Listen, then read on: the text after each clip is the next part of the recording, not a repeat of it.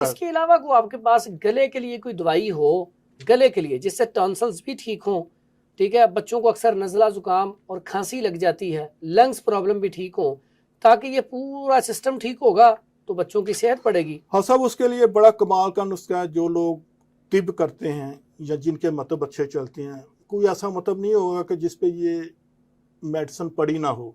जी जी लेकिन ये आपकी दनाई है कि आप उसको किस किस जगह पे इस्तेमाल करवाते हैं। जी जी हल्दी, जी। लेकिन शर्त है ये कि ये बाजारी ना हो, आपने खुद लेके इसको पसवाया हो। ठीक हो गया।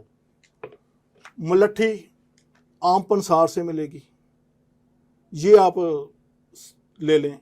और तीसरी चीज़ सौंफ, हल्दी मलट्ठी सौंफ बराबर वजन, इसको पाउडर करके घर में रख लें। ठीक है।